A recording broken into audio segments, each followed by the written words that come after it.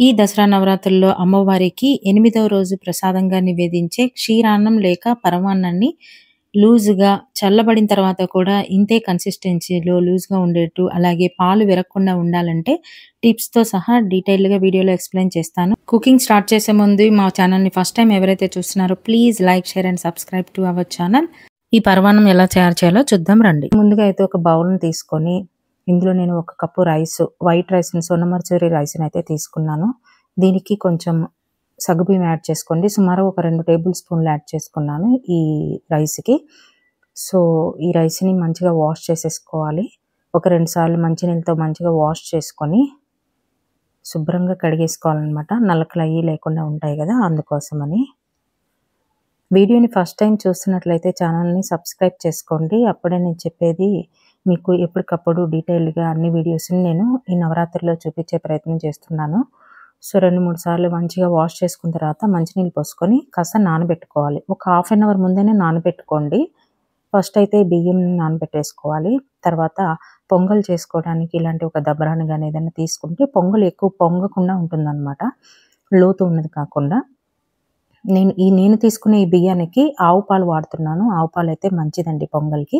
ఒక half litre ఆవు పాలను తీసుకొని పొంగల్ దబరాలో వేసుకొని స్టవ్ వెలిగించాననమాట. సెగపెట్టి మూత పెట్టి పాలైతే పొంగిచ్చాలి. సో, పాలు పొంగిపోయాయి. పాలు బాగా మరుగుతున్నప్పుడు మూత తీసి ఇందులో ఆల్రెడీ నానబెట్టుకున్న రైస్‌ని వేసుకోవాలి. ఇప్పుడైతే కొంచెం తగ్గించేసుకోవాలి. రైసు సగ్గుబియ్యం మంచిగా నానిపోయిందనమాట. సగ్గుబియ్యం వేయటం వల్ల మంచి టేస్ట్ వస్తుంది పొంగల్లో.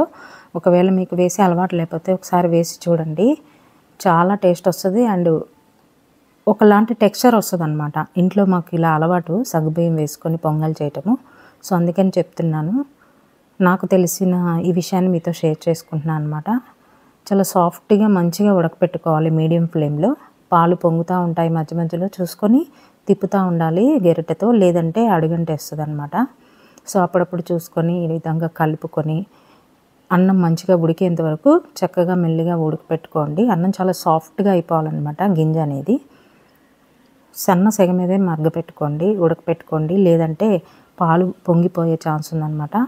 కావాల్సొస్తే కొంచెం పాలు కానీ, వాటర్ కానీ మనం వాడే బియ్యాన్ని బట్టి ఒదిగవుతుందంటే కాస్త వేయాల్సొస్తదనమాట. సో, గింజ ఇలాగా ఇంకా మెత్తగా అవ్వాలి. ఆల్మోస్ట్ ఒక 25% అయితే ఉడికింది. సో, హాఫ్ వరకు అన్నం ఉడికిన తర్వాత పక్కన వేరే పొయ్యి మీద ఒక ప్యాన్ పెట్టుకొని అందులో బెల్లంని తరుక్కొని వేసుకున్నాను. రైస్ ఎంతుంటే బెల్లం దానికి 2 రెట్లు వేసుకోవాలి. నేను 2 కప్పుల బెల్లాన్ని ఇందులో తీసుకున్నాననమాట.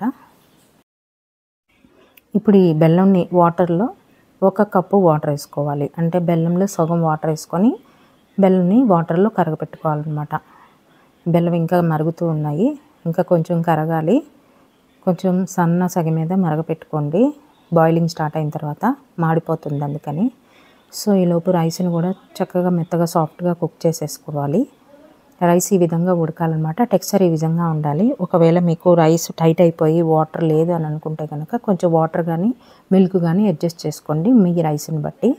ఇలా సాఫ్ట్‌గా ఉడికిన తర్వాత టిప్ ఏంటంటే, ఇప్పుడు బెల్లం వేస్తే మనం పొయ్యి మీదే మనకి పాలు విరిగే ఛాన్స్ ఉంటుంది. కొన్ని బెల్లాల్లో ఉప్పు కలుస్తుంది. అందుకోసమని నేను చూపించే ఈ టిప్ ఏంటంటే ఈ వీడియోలో పాలు విరుగుతాయి కాబట్టి స్టవ్ ఆఫ్ చేసేసాను. ఇప్పుడు ఈ బెల్లం పాకం అనేది కొంచెం దగ్గర పడింది, చిక్కపడింది. అలా అని బంక సాగట్లేదు, అతుక్కోవట్లేదు. మనకి ఇంచుమించుగా కొంచెం లైట్ పాకంలా అనిపిస్తది. ఈ స్టేజ్‌లో స్టవ్ ఆఫ్ చేసేసుకోవాలి. సో, ఈ వీడియోలో నేను స్టార్టింగ్‌లో చెప్పినట్లు పరమాన్నం అనేది బెల్లం వేసినప్పుడు విరగకుండా ఉండాలంటే టిప్ ఏంటంటే, ఇప్పుడు బాగా ఉడికిన తర్వాత అన్నం అనేది పరమాన్నం పాలల్లో అన్నం ఉడికిన తర్వాత మంచిగా సాఫ్ట్‌గా అయిన తర్వాత స్టవ్ ఆఫ్ చేసుకోవాలి. స్టవ్ ఆఫ్ చేసుకున్నాక మాత్రమే ఈ బెల్లం పాకాన్ని ఇందులో వడకట్టుకోవాలి. సో, ఇలా వడకట్టుకున్న తర్వాత ఇందులో మనం ప్రసాదాలకి మంచి ఫ్లేవర్ టేస్ట్ రావాలంటే కొద్దిగా అంటే కొద్దిగా చిటికెడు కన్నా తక్కువ పచ్చకర్పూరం వేసుకోండి. ఈ విధంగా నలిపి వేసుకోండి. చాలా తక్కువ వేసుకోండి, లేదంటే కొంచెం చేదొస్తుందనమాట. అలాగే కొద్దిగా యాలక్కాయ పొడిని కూడా వేసుకోండి. నేనైతే ఎప్పుడు యాలక్కాయ పొడిని మ్యాక్సిమం పంచదారలో మిక్సీ పట్టి వేసేసుకుంటాను పౌడర్ లాగా. అందువల్ల మీకు తెల్లగా కనిపిస్తుంది. సో, అంతా మిక్స్ అయ్యే తర్వాత మంచిగా గెంటితో బాగా కలిపేసేయండి. అప్పుడు స్టవ్ వెలిగించి సన్న సెగ మీద ఈ విధంగా ఒక 2, 3 నిమిషాలు ఉడకపెట్టండి. ఎందుకంటే మనం బెల్లం పాకం పోసిన తర్వాత కొంచెం లూజ్ అయితే గనక ఈ విధంగా ఉడకపెట్టండి. లేదంటే అవసరం లేదు, స్టవ్ ఆఫ్ చేసేయొచ్చు. ఇంకొక చిన్న ప్యాన్‌లో నెయ్యి వేసుకున్నాను. నెయ్యి 1 టేబుల్ స్పూను, 2 టేబుల్ స్పూన్లు మీకు టేస్ట్ అనుసారం వేసుకోండి. నెయ్యిలో జీడిపప్పుల్ని, మీకు నచ్చిన డ్రై ఫ్రూట్స్‌ని ఈ విధంగా గోల్డెన్ బ్రౌన్ వచ్చేంత వరకు వేయించుకొని, చక్కగా వీటిని తీసుకెళ్ళి పరమాన్నంలో కలుపుకోవటమే. అంతేనండి. ఎంతో రుచికరంగా ఉండి, భగవంతునికి నివేదించటానికి చాలా సులభంగా చేసుకొని, పాలు విరగకుండా చేసుకునే మెత్తటి, సాఫ్ట్ అయిన ఈ విధంగా మంచి కన్సిస్టెన్సీ వస్తుంది చూసారా? ఇది ఎంతసేపయినా సరే మనం ఒక హాఫ్ డే తర్వాత కూడా పరమాన్నం చిక్కపడి గట్టిగా అవ్వదనమాట. ఈ విధంగా మీరు చేసుకున్నారంటే ట్రై చేయండి. ఈ పండగకి మీరు కూడా ఈ విధంగా చేసుకొని అమ్మవారికి నివేదిస్తారని అనుకుంటున్నాను. వీడియో నచ్చినట్లయితే లైక్ చేయండి, సబ్స్క్రైబ్ చేయండి, అలాగే షేర్ చేయండి మీ ఫ్రెండ్స్ అండ్ ఫ్యామిలీ మెంబర్స్‌కి. వీడియో మీ అందరికీ ఎంతో ఉపయోగపడిద్దని, ఎంతో ఇష్టంగా మీతో ఈ రెసిపీని షేర్ చేసుకుంటున్నాను. వీడియో నచ్చినట్లయితే please like, share and subscribe to our channel. Thanks for watching.